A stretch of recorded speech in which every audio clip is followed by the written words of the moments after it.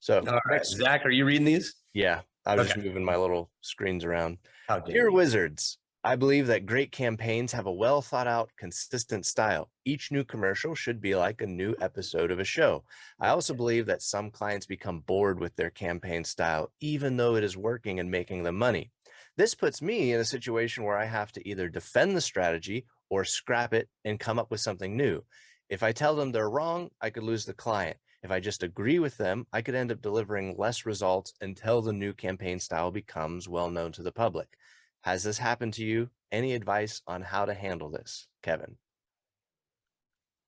Oh man. Okay, so this is a tough one, but Roy, again, these are all like really focused Roy questions, I feel like too. If it was me, you've probably dealt with this before. Say what you would say first, because I have thoughts, but mine are theoretical as opposed to feet on the ground. Come up with some there's some good research out there that shows that clients get tired of campaigns long before the public does. Mm-hmm. Right, long before. In fact, there are some that they're even saying a good ad doesn't even burn itself out the way people talk about an ad burning itself out. I don't know if I believe that or not, but I believe you can leave an ad running a lot longer than is comfortable for the business owner and comfortable for you as the writer, because you've always been trained to get something fresh and new on. But I mean, you think about it, there are some campaigns and ads that have been running our entire lifetime. Mm-hmm. I think about the Tootsie Pop. How many look Yeah. that ad's still running? The little cartoon owl, like it's still running because it works. Yeah. And it works on new generations as they come up, right? So don't be too quick to throw the baby out with the bathwater. But if the client insists, you know, there comes a point where you have to be for what is. Yeah, yeah. Okay, so that lines up with, so from my outside perspective on this, I would say two things.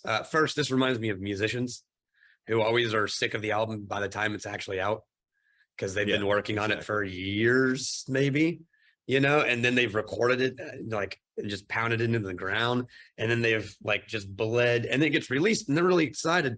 But about like a month in, they're like, I'm ready to move on. I'm already working on new songs. Like I got, or imagine James Taylor showing up and, you know, like, hey, what's on the set list today? Well, it's like, well, definitely Fire and Rain, you know, definitely Sweet Baby James, you know, and you're going to get sick of this, but the audience shows up and they just, you know, hey, if U2 doesn't play Where the Streets Have No Name, there will be an actual riot. Yeah. That will tear the stage down, right? Like you just can't not play Where the Streets Have No Name at a U2 concert.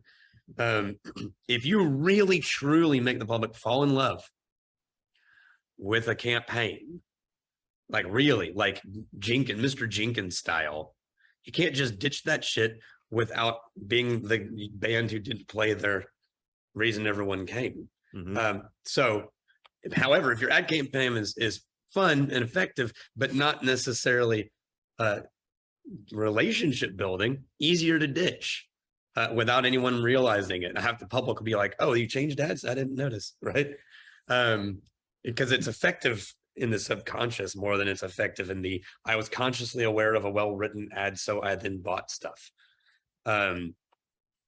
So that being said,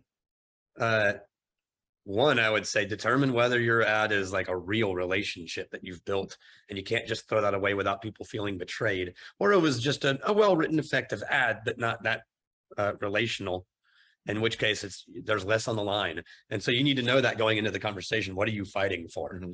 I'd fight a lot less for the second one. I'd fight a lot harder for the first one. And then two, I would just have a heart to heart and say, look, what is it that you want? Like, what fear are we attacking here? Because if you're afraid that it's getting stale and people are forgetting you, let's talk about that. And just know at the beginning, at the end of this conversation, I'm going to leave and do whatever the hell you want. So at the end of this conversation, I'm going to either go write new ads on a whole new ball game, and we're going to start from scratch, or I'm going to go write more ads with a little bit of something to make it feel a little fresh, or we're going to all decide that we're on the right path and we're just going to keep going. But so I'm willing to do all three of those. Why are we doing this? That's what I want to know, because that's going to help me know which one to pick and then how I need to write it. So I need to know why, not to defend it, just to know what it is we're aiming at next. And then I would be willing to say, if you just remember, we had this conversation when you first hired me, and when you first got onto the radio. And remember this whole conversation about the chickening out period and the curves and all of that. If we decide to start over, that starts over too. Yeah. And so the effectiveness of the new thing, with no historical memory in anyone's mind, it's going to be fresh. It's going to be funny or not, or emotion. It's going to be amazing, but it is going to take 3 to 8 months to work. And so just so you know, maybe the high of that one is a bigger high once we get there, but it's still going to be a slog. And that's not a reason to not do it. Like the hard part of the adventure is not why it shouldn't stop you from going on an adventure, but just know that's what we're walking into. Is that fair? Yeah. So instead of like adversarial trenches facing trenches with the client, actually what you're doing is you're hopping in their trench and going, which hill do you want to storm? And then Yeah. you're helping them be their tactician. Yeah. Yeah, exactly. I have one other piece of advice, but it's a shameless plug. So maybe we should hear what Roy's thing is Let's first. see what Roy says first. Kevin, I agree with you on all points. You have asked an insightful question. The problem you described is so rampant that I address it in the book that the Wizard of Ads partners use as a reminder of our unifying principles and the processes we use to safeguard those principles. Here is a brief excerpt that discusses the problem you describe. 4, always deliver. I'm assuming that's the number it is in the book because this makes no sense otherwise. Always deliver your work during a video call or phone call with your client. If you email it without an explanation of your decisions, your work will be given to employees and business friends for their opinions and evaluation. You don't want to set yourself up to answer to an invisible jury. Explain your work when you deliver it. Yep. Always have the hard conversations in person. Yep. If the final decision maker isn't comfortable with your plan, graciously switch to plan B. As the strategist and creator of ad campaigns, you will always have a certain pride of authorship and want to vigorously defend your decisions. But a person convinced against their will remains unconvinced still. 6, if you are ever asked to implement a truly bad idea, make it a point of honor to figure out how to make that bad idea work. These will become some of your proudest moments. Yep. I think this all goes back to what makes a great first radio consultant. And that last one, which was like, remember whose team you're on. Yeah. You're actually on the client's team, not on the radio station's team. And I know the radio station pays you, but yeah, technically the client pays you if you're in that role, right? Yeah. I mean, maybe there's like a minimum floor that you're going to get paid this much a year. Yeah. But most of your living is coming from whether or not clients pay. Your commissions. Sure. Yeah. Sure. Okay. Mhm. Cool. So my added thing to that is if you want an answer that's longer than what we just gave you, and from people that live this, Chris Maddock and Johnny Molson are actually Wizard of Ads partners they're doing the Martinis and Marketing workshop. Yeah. And I don't have the dates right in front of me, but it's on the Wizard Academy website. The beauty of post video editing, the dates will flash upon the screen. Here it is right here on the screen. Yeah.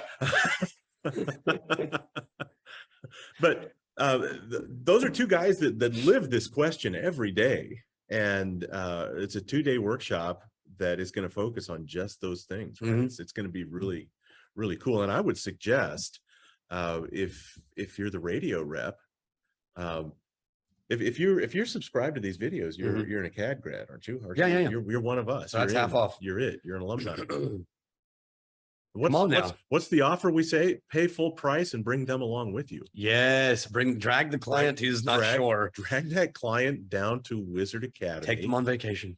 And go to Martinis and Marketing. Oh Yeah. man. Have this same conversation with Chris and Johnny, and they'll come away believing you're a hero. Yeah, and all the years that you've been telling them this stuff, they'll go, "Oh my gosh, you've been right all along." Yeah. Exactly. Yeah. Exactly. Yeah. All right. Next question.